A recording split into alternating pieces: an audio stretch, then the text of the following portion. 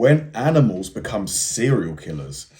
I mean, I would never put those two words together. Like, even though animals, human beings are animals, like, you don't associate that kind of thing with an animal. You just think an animal's gonna want food, want shelter, find a mate, and that's pretty much it. But I guess maybe if certain things happen to them, maybe certain like illnesses or whatever, it can change their mental psyche, maybe. The following video contains graphic descriptions of some of the most brutal animal attacks in human history.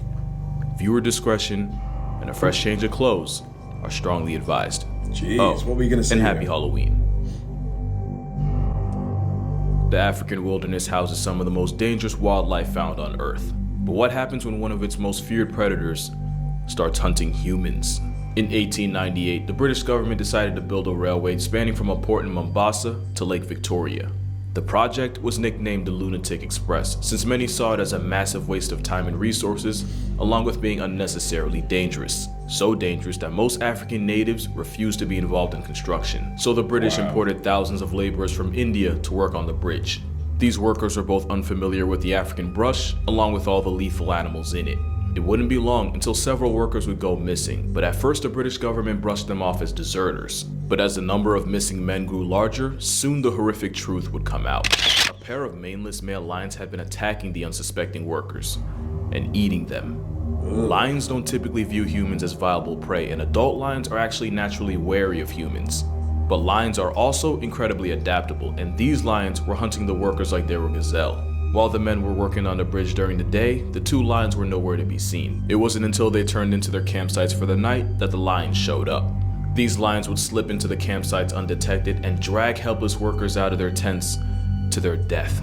Jeez.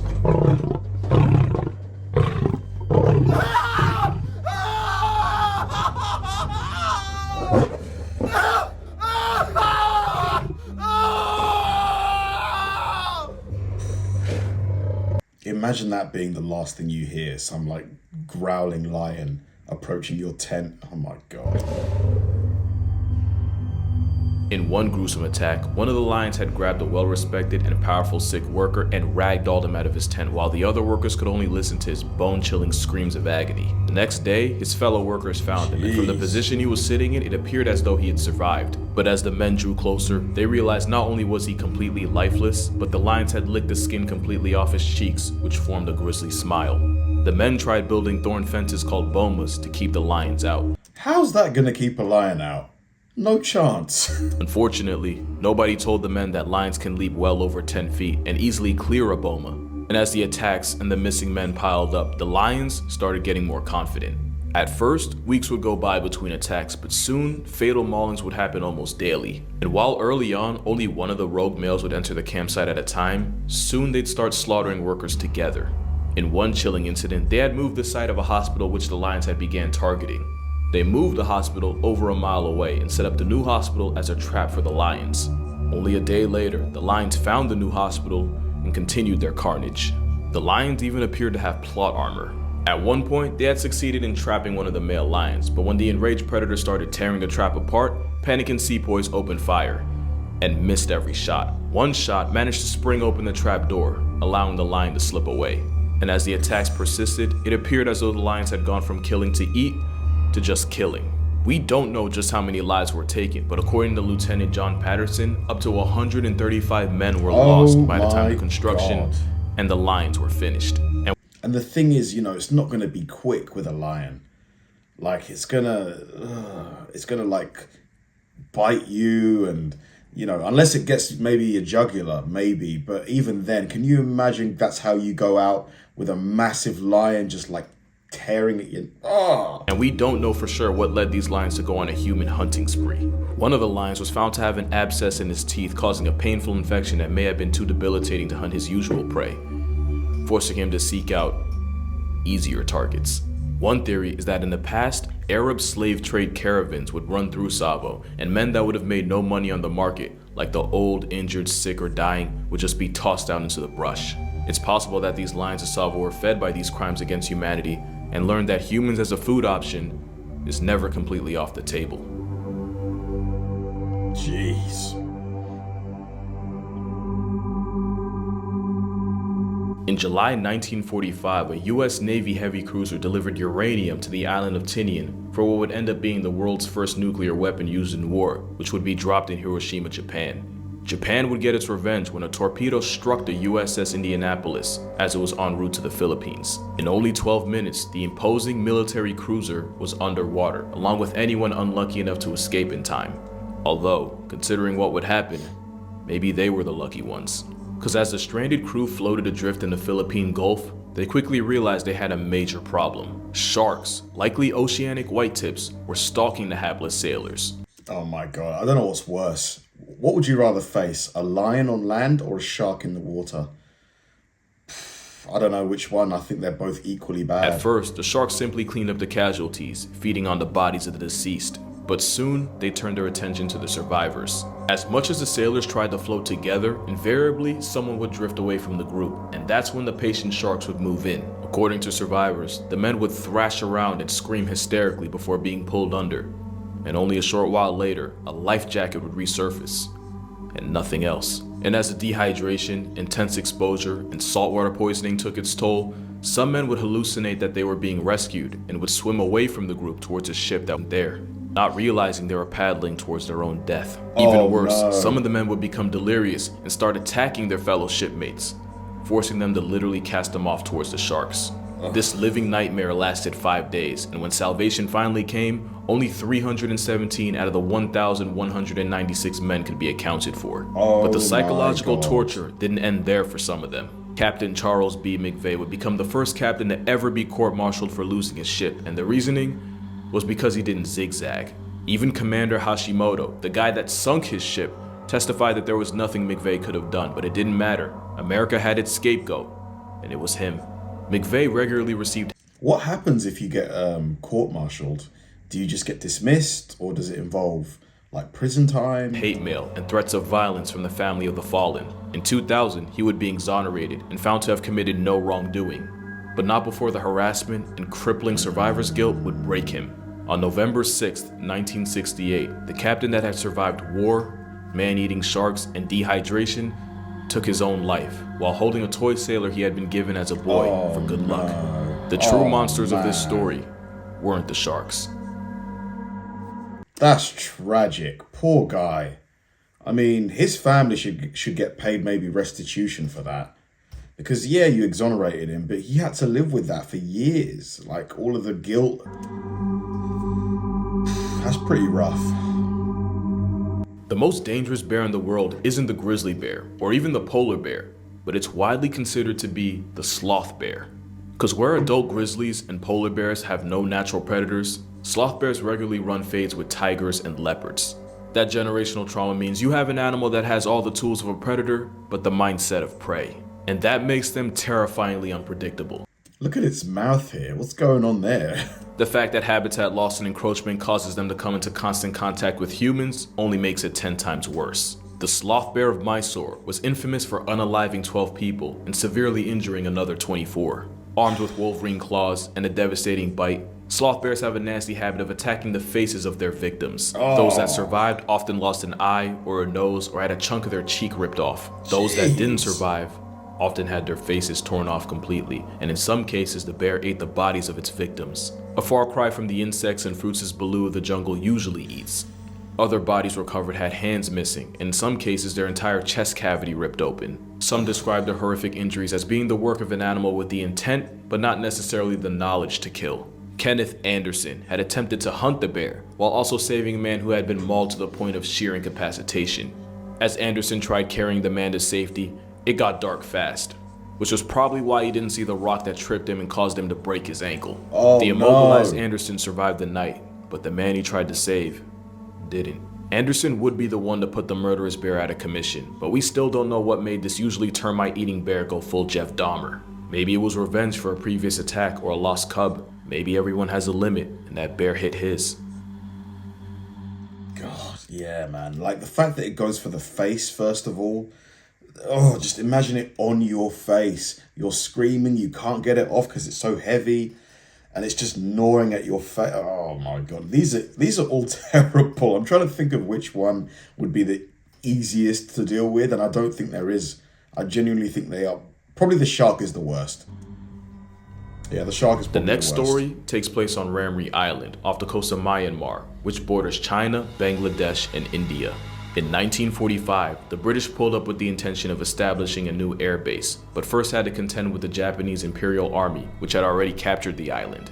The British flanked the Japanese, who, rather than surrender, opted to try to escape by cutting through miles of dense, boggy, uncharted mangroves. As they did, the British circled the mangrove swamp, essentially stranding the men in the unforgiving terrain. Venomous snakes, spiders, and disease-carrying mosquitoes were almost an afterthought after the men realized they had waded directly into saltwater crocodile territory. The details of what happened next have been debated for years. Many say that the up to 20-foot-long crocs converged on the defenseless soldiers, first picking off the ones that had already passed tense before moving on to the struggling and infirm. One British soldier described hearing 3 distinct sounds: the incessant firing of rifles overhead, the erratic splashing of excited crocodiles, and the blood-curdling cries of the men being dismembered and devoured alive. According to him, the sounds were deafening. Some men sought to take cover in the trees, only a couple feet above the marauding reptiles, when Which has a stronger bite, the crocodile or the alligator? they made a horrific discovery. Crocs can easily launch themselves several feet out of the water, and the men that hadn't climbed high enough were caught in those snare trap jaws and torn to shreds. Another chilling realization was the intelligence of the cold-blooded predator. According to multiple sources, the crocs would use their tails as battering rams to slam against the base of the trees, hoping to knock loose a prize like a twisted human piñata. Like African crocodiles camping in rivers during great migrations, these crocodiles seem perfectly content to bide their time. We have no way of knowing exactly how many lives were lost on that island, but we do know it was very likely in the several hundreds. We also have no way to confirm just how many were taken by the crocodiles and how many simply flatlined to dehydration, sickness, other wildlife, or simply casualties of war. However, this is widely considered to be the most lethal crocodile attack in human history. And since saltwater crocodiles are capable of living 70 plus years, the chances that at least one of those same crocodiles are still there are low, but they're not zero. Mate, the mouth on that thing, and I think they've got an extremely strong bite force. Crocodiles are one of the most stubbornly resilient things on Earth. They've been around for about 200 million years and have barely changed. And with a wide-ranging diet and few if any natural predators, crocs can live virtually anywhere there's warmth and water. So it makes sense that one of the most infamous animal serial killers of all time was a crocodile. Gustav was an 18-foot reptilian Ted Bundy, rumored to have been responsible for up to 300 names missing from the census. According to legend, the massive Nile predator was too bulky to hunt the typical fish, antelope, and zebra, leading him to go after bigger, tougher game like hippos, buffalo, and even humans.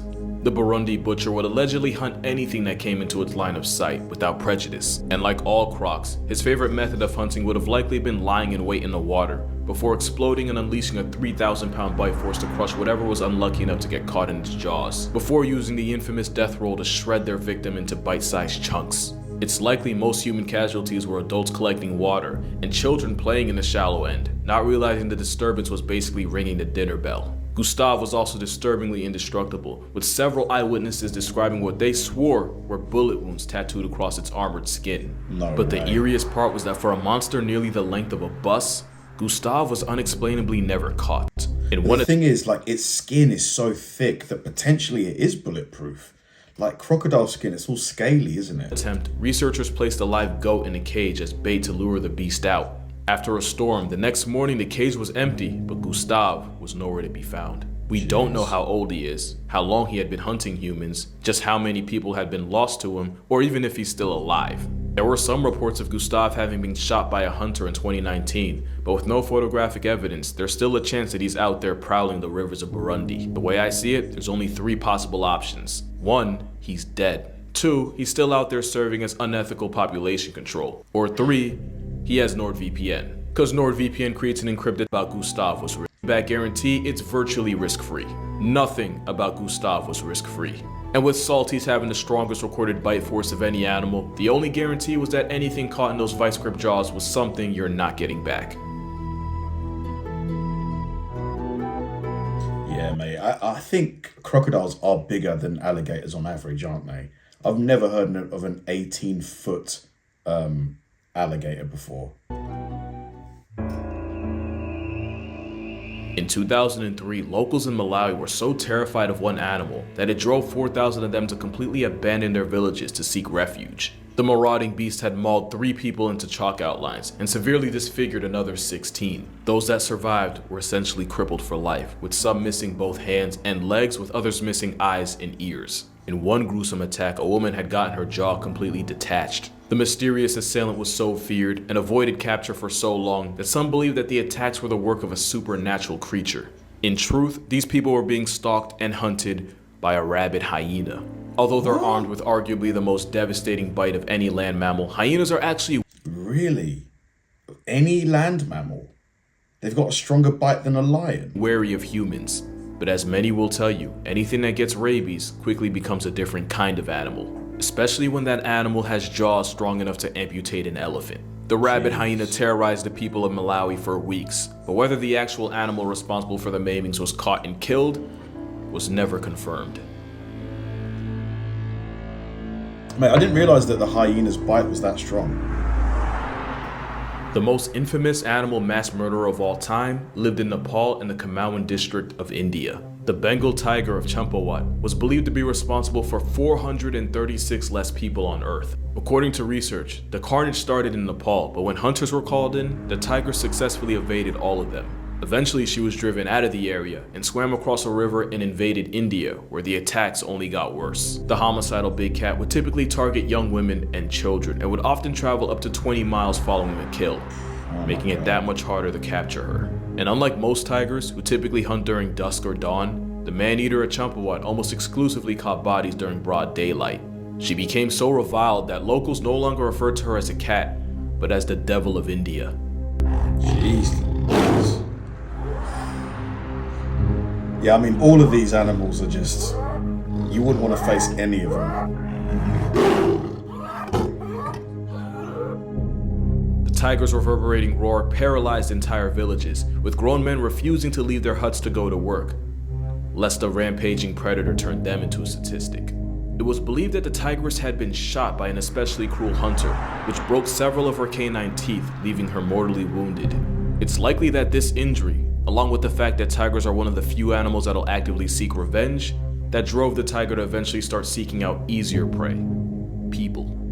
And as a highly intelligent predator, she was constantly adapting and able to consistently avoid capture. When she was finally taken down, it was clear from the nasty injuries the tiger had sustained that she was not the villain of this story. That doesn't change the fact that she went out as the most prolific man-murker in nature. And if you think you're safe because you don't live in Asia, just keep in mind that there are more tigers in the United States than in the rest of the world combined. What? What? No way. There's more tigers in the US. Oh, well, like imported, maybe pets and stuff like that. People like the Tiger King. The Tiger King. That was a good video. Oh my God. Out of all of those, I'm trying to think of which one I'd be most or least sort of reluctant to run into. Probably the hyena. Yeah, it's got to be the hyena. What do you guys think? Thanks for watching, guys, and I'll see you in the next one.